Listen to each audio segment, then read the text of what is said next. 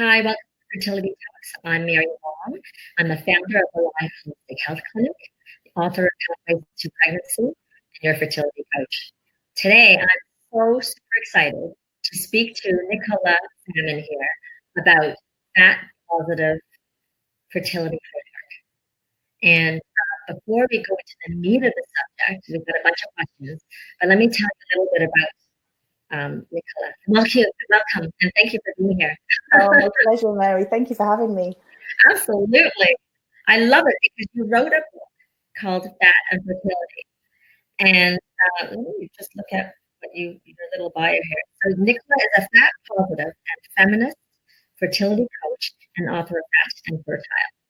Nicola supports fat people who want to get pregnant using her unique fat positive fertility framework to find their own version of health without diets, advocate for their bodies, relearn how to trust their body, and believe in their ability to get pregnant in their current body.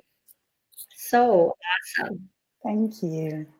Yeah. And like the very first thing I look at, I'm like, fat and fertile.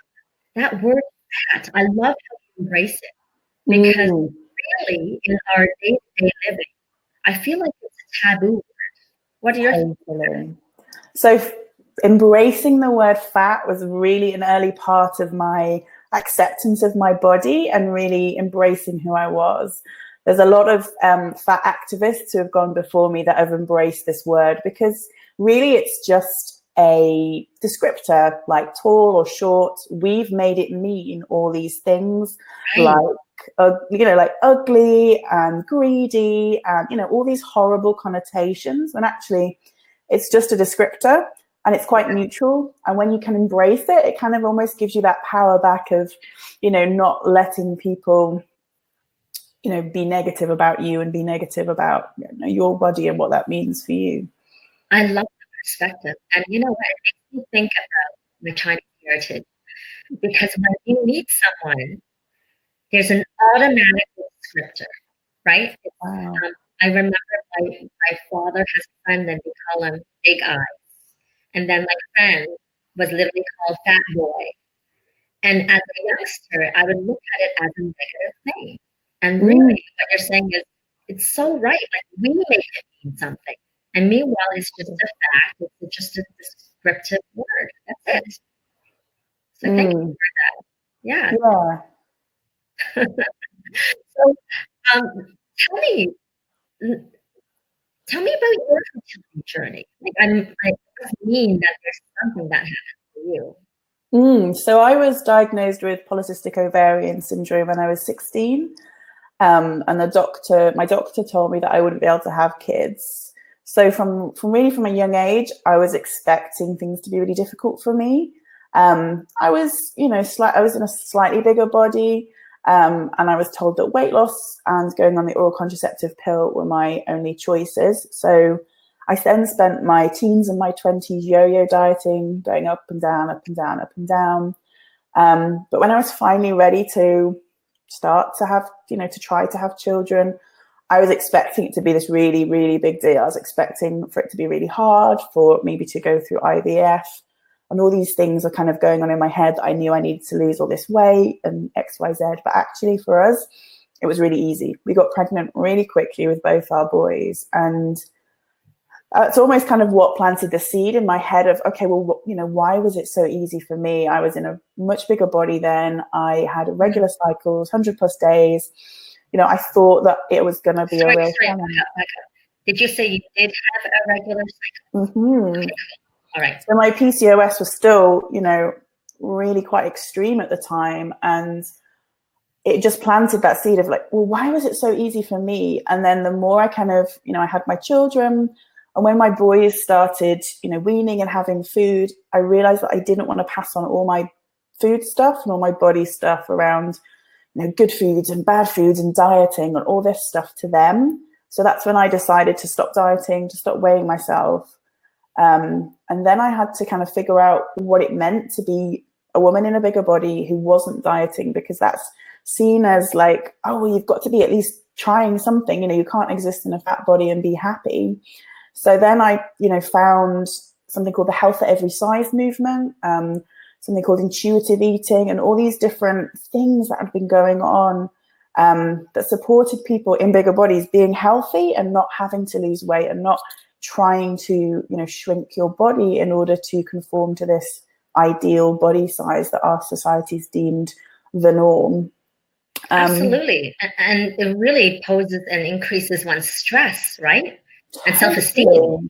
I mean, it has such a huge impact. Like for me, like when I was through that yo-yo dieting phase of my life, food took up all my physical and mental energy, thinking about what I was going to eat, what diet I should try next. Like, should I exercise? Should I go to the gym? Can I eat that biscuit? And then feeling bad for eating that biscuit. It just took up so much of my mental energy and kind of feeling exhausted because I wasn't having enough calories and all this stuff. It just took over my life. So when I finally stopped doing that, it was like this huge cloud had been lifted. My weight, I just felt like a different person because of the way that I was now looking after my body instead of trying to punish it with all these things that I told myself I should do. I was just giving it what it needed, which was such a huge relief. Absolutely. I think it's really great. And I do want to add in though, so not everybody with PCOS or in bigger bodies are having an easy time of getting pregnant. But then again, it's anybody. It's not just people in a bigger body. People in all sizes, right? This isn't something that's just for people in bigger bodies. People of all sizes have PCOS. People of all sizes have, issues getting pregnant. So this isn't something. I'm not saying that everybody in a bigger body is going to find it easy, but people in bigger bodies face extra challenges on top of people in smaller bodies because of this belief that people in bigger bodies will struggle to get pregnant or will then struggle to stay pregnant, will have higher risks during pregnancy and all the things that then come up from that with your healthcare professionals. Right. So then that brings us to the question about, so what other problems do bigger people face when they're trying to get pregnant? So the majority of people that I speak to are turned away from their doctors initially. So they go to see their doctor if they've been, trying to get pregnant for a few months and nothing's happening. Then they'll go and see their doctor. Their doctor will tell them that they have to lose weight before they'll get any more support. Sometimes they'll shame them. Sometimes they'll make them feel like it's completely all their fault, that they can't get pregnant, that if they could just lose some weight, that it would solve all the problems and everything would be easy for them. I've had people saying that their doctors have told them it's unethical for them to treat the patient because it's going to cause so much harm to their unborn children. And, it's a really emotive topic for a lot of people and they feel so utterly despondent. And so, it just continues this belief in their body that their body's not capable of getting pregnant, and they hate their body even more because it's not giving them this, family that they want so much. So it just continues this horrible path of like self-hatred, and it's a really big problem. And it really, when it comes from a doctor, it makes it consolidated even more, that story, that self-negative story, right? Completely. And I love that you addressed this. And I remember just recently, Dr. Paul Magarelli addressed this in an interview in Colorado. And I actually posted it up on the Alive Holistic Health Clinic, what do you call it? Facebook page. Oh, so brilliant. Check that out. Yeah. I will. And it's very interesting. And really the point for him was that if you're not getting the doctor that will work with you, then find one who will. Oh, yeah. Right? Totally agree. Fire that doctor. Because often we don't feel like we've got that choice, right? Often we feel like it's us, we take it on ourselves and take that responsibility. But actually, we're totally worthy of care and of finding a doctor who's going to support you in the current body that you're in. Exactly. That's really, really great. Okay. How is your approach to supporting family? So my approach is completely weight neutral. We don't talk about weight loss. We don't talk about dieting. What we do talk about is finding health promoting behaviors that will support your health and fertility that are completely focused on you. So we completely take it where you're at, what's important to you, what your priorities and your needs are in terms of your physical and mental health. We then learn how to advocate for our bodies. So this is something I wish we didn't have to do, but as people in bigger bodies, it's something that we need the skills to do, so we can go in to see healthcare professionals, make sure we're getting the support that we deserve without being shamed or blamed or made to feel guilty or less than. And then we look at how we can trust our bodies again when we're told time and time again that our bodies are to blame, that our bodies are broken, that our bodies, can't lose this weight. And it's, just this horrible cycle. And then the last kind of part of the fat positive fertility framework is to look at the beliefs you've got around your body. Do you believe that your body is capable of getting pregnant at its current weight? And if not, how can we reframe that so that you are completely 100% behind your body and supporting your body in the ability of getting pregnant? And that's a great insight. Now, I do want to add too. So you're a person in a position where I call it another disposition, and nothing that you do really could actually look at its weight. We're going to look at it in a traditional sense, right? But there are some people who are bigger and bigger and smaller. So really, sometimes their food choices do make a difference. I feel that it's a separate population. Can you understand what I'm saying? Yeah, I mean, sorry, there's just a little bit of difficulty hearing. But so for so many people, they've been told that the food choices they're making are all wrong. And often we know what we should be eating, but we have been told externally so many times that you should eat this, what you're eating is wrong. We lose those internal cues of what our body needs. So we lose that ability to really connect with the things that our body needs, because our bodies are innately intelligent at telling us, especially during pregnancy, like when you have all these cravings, they mean something. It's your body like shouting, like, feed me this. But we completely lose that to external cues around what we should eat. And for so many people, they've been restricting for so long that it actually leads to then this binging or these, making choices around food that they normally wouldn't eat, because they've been restricting and because that they've been in this constant state of starving themselves. And then, your body's got these inbuilt biological response that it has to then kick in so that you're going to get the food that you need. You're going to get the calories that you need to support your body and survive. Okay, very fair.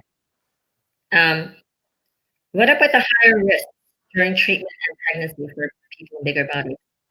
So this is something that doctors talk about a lot, and it's one of the reasons that they give for why they have kind of BMI barriers towards IVF and these things. But the problem with a lot of the research around people in bigger bodies and fertility is that it's based on this assumption that being fat is a bad thing and that it's really unhealthy to be fat.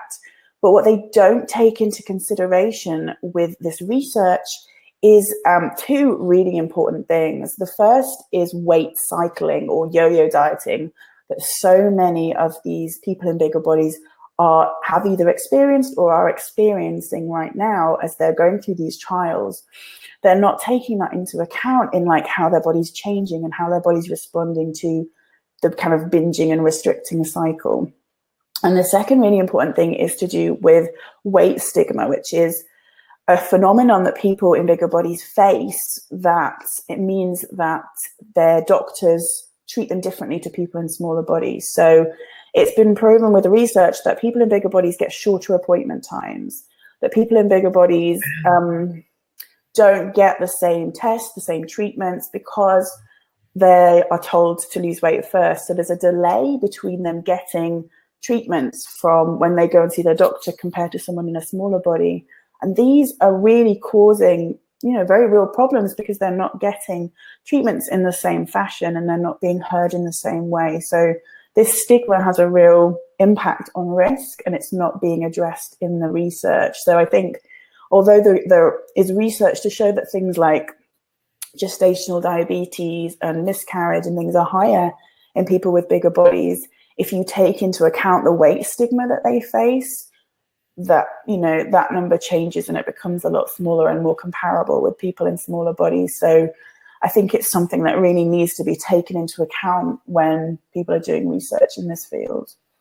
So we're basically talking about the fertility clinic, but then let's, what I didn't mention to you all today is that you are a fertility acupuncturist, right? Yeah.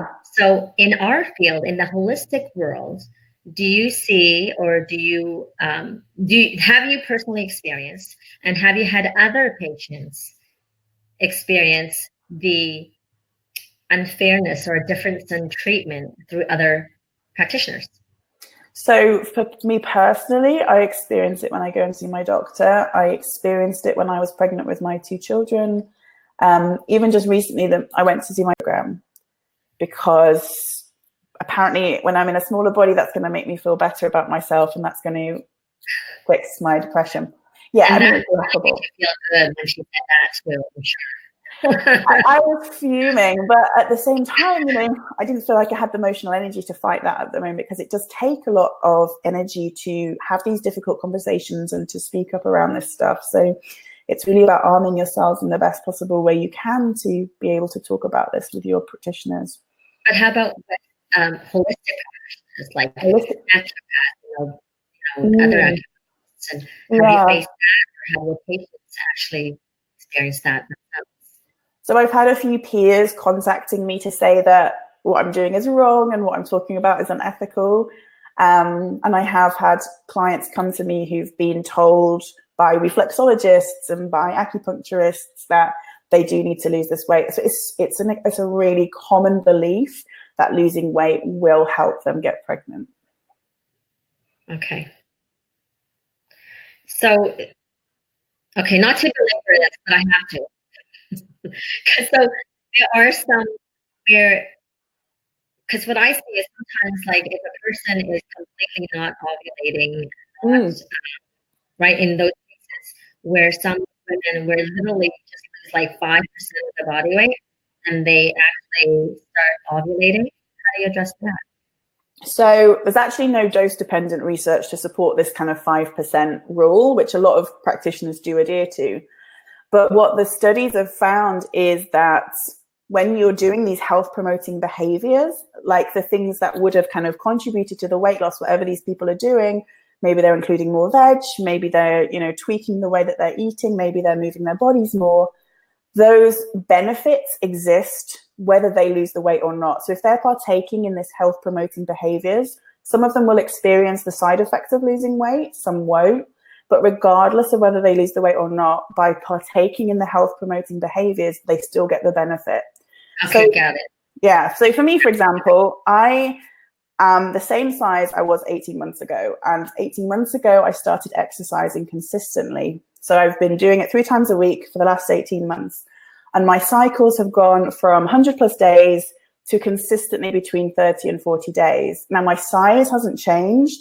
My body hasn't changed, but my behaviors have changed. And that's what I've seen a direct impact on my cycles. So yes, okay, so that's really great. So again, I love it that you're bringing in the language.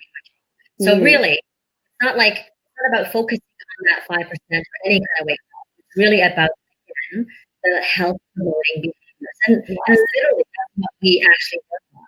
Right? Yeah, it's the stuff we can control, right? Because we can't control the number on the scales, but what we can control is how we move our bodies, and what we can control is what we eat, and figuring out what foods make us feel good, and figuring out just tweaking things so that have more energy and we sleep better, and all these things that we can control rather than worrying about the number that we can't. Yes, I 100% agree. So do you feel better having been 18 months, you said? Yeah. Oh, so much better. Like, my energy's better. I sleep better at night. My mental health has just improved so much. My concentration's better. Like, there are so many benefits. And thank God I don't focus on my weight anymore, because if I'd gone in there doing it for the weight loss, I would have stopped 12 months ago, because I wouldn't have seen a difference. But by focusing on all the things, all the benefits that I can see it's giving me, that, spurs me to continue and motivates me to keep going. I love this. This piece is so important, because I have to say that most people will actually focus on doing all this in order to lose weight. So what we want people to do is actually just focus on the well-being and not on the weight. And how they feel, and, like how good they feel in their head, because having the motivation to nourish yourself and nourish your body rather than punish it with exercise, or, you know, like restricting your calories, you know, because you've been naughty, or, you know, you've eaten the chocolate, or whatever that is, the story you're telling yourself, that just perpetuates that self-blame and self-hatred. And if we can encourage people to look after their bodies and, you know, really feel good in themselves, regardless of what the scale says, then that's only going to encourage them to continue doing those behaviors. I love it. I love it. But yet 99% of the people that take on wellness in a bigger body, they're, what is it? They gauge it just through their weight. And I think Yes. that's really not a good way to go. Yeah. Well, it's because we've been sold the story that if we lose weight, we'll be happy. And that's just not true. Yeah, I think that's really great. So relevant. Thank you for enlightening us. Awesome. You're doing a great job. Thank you. How can you advocate for the support that you need? So advocating is one of the things that I'm really, really passionate about, because I feel that we should all be making informed choices around our own healthcare. And we should be going into our conversations with our healthcare professionals as equals, rather than just believing everything our healthcare professional tells us and doing what they tell us to do, right? So it's going in there with questions and asking your healthcare professional, you know, what are the benefits and risks of all their recommendations? What are the alternatives to their recommendations? And really just asking those difficult questions, so that you can really make an informed decision about what is going to be best for you. And one of my favorite things to do is to set boundaries. So if you are somebody who's decided they don't want to weigh themselves anymore, you have every right to refuse to be weighed at your doctor's clinic. You have every right to say, no, thank you.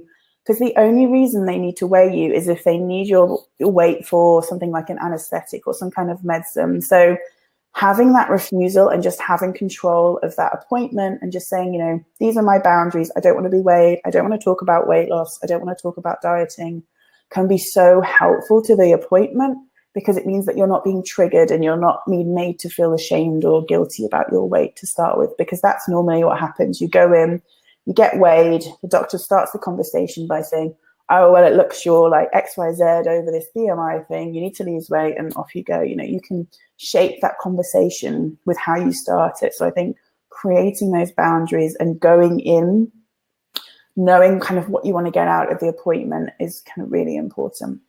So how about for when you're pregnant? Because that's a normal thing they would do as well, right? They'll weigh you to see about the weight of the baby. Yeah, and I mean, again, it's a really personal choice. This is something that you need to weigh up yourself, whether you feel that having that information would be beneficial for you, or whether it will be triggering if you suffer from an eating disorder, or if you've, you know, suffered from problems with your weight in the past. Again, you don't have to be weighed when you're pregnant. You can refuse. It's completely up to you. They can use tape measures to measure your stomach. But often, again, there's this belief that people who in bigger bodies either should be losing weight or should be maintaining the same weight and not putting any weight on, which isn't really very realistic when you're growing a baby and all the stuff that comes with that. So it's about really looking at these beliefs that the doctors have around the type of weight you should be gaining in pregnancy and how you can support yourself mentally and physically through that process. So then you personally, did you opt not to get weighed during pregnancy, or did you get weighed? I got weighed because I was still very much in this position of I didn't know anything about this work that I was about to take on. I was still thinking like I had to lose weight during my pregnancy. But actually in my first pregnancy was the very first time that I advocated for myself, because I really wanted a home birth and I was told I couldn't have a home birth. So that was the first time that I really did my research, really looked at actually, you know, there aren't really very many increased risks for people in bigger bodies having a home birth. And I stood my grounds and I got my home birth. And that was the very first time I advocated for my body, which was so empowering. Okay, so then that means that they actually refused, or because you were in a bigger body. That was the only reason. Yeah, the only reason. There were no other complications with my pregnancy. It was just that I was in a bigger body and my BMI was over an arbitrary limit. Okay. And how was your birth? Well, we had meconium in the water, so I didn't get my home birth, but the birth was fine.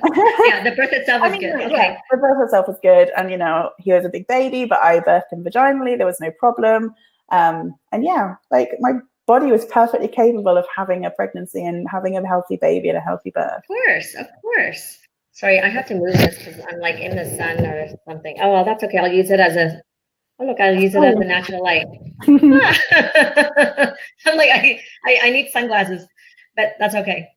All right. Well, I think is there anything else that you want to say to people out there? Any last words of wisdom? My last kind of piece of advice is always just to really know that you are worthy of getting pregnant and being pregnant in your body. So many times the advice we get and the stuff we hear makes us believe that being in bigger bodies, we aren't worthy and we never will become a mother. But I think it's, you are worthy of being a mother exactly as you are. Love it. Thank you so much for your contribution. This is a really great conversation, a very important one. So, good on you for being passionate about this and getting it out there in the world. Thanks, Mary. And for those who don't know, Nicola, she's in the UK. So what time is it here right now? It's 7:30 at night. Okay. All right. So thank you. Because I think you're doing this after work, after dinner. So, as I always tell everyone, like, this is a volunteer thing. This is something I'm passionate about doing, to give people accurate and up-to-date information so that people are not lost with Dr. Google, right? Like, they're online and just going down to negative vortex of information. So this is at post number 139. And if you scroll down, there's some there. But actually, if you go to marywall.life under videos, you can subscribe to the YouTube videos, or just go to YouTube directly and look for Mary Wong. And these are all videos that are, again, on anything and everything related to fertility. So please check that out. And of course, you can always check out Nicola's book, Fat and Fertile. So thank you for that. Thank you. And I'm looking forward to reading it. And I must admit to everyone that I don't actually have the book. But I'm going to send you a copy. Okay, great. Yay. And if you haven't picked up the book already, I'm actually working on the new project. I have the written book, Pathways to Pregnancy, but I'm literally currently doing the audio version. So everyone's too busy, right? So no one reads anymore. So, and even myself, I'm like, it's changed my life with audiobooks. And I'm a person that's a visual and I don't feel books. But timing and just life being busy, audiobooks are awesome. So if you don't have it, you got to do it with your book, okay? Yeah, I don't have it. I do have to do it. Totally do it. I have a makeshift studio going on in my house. And I'm going to get back to it as soon as I get offline. So guys, if you don't have my book, check it out. I'm rereading it and reading it out loud. I'm like, oh my God, this is a great book. And I wrote it. That's amazing. Kind of funny. Okay, so thanks, guys, for tuning in, and until next time. And love you. I think this is awesome. This is your time, and let's have some hope and some inspiration while we're going through this journey. Okay, bye, guys. Thanks, Nicola.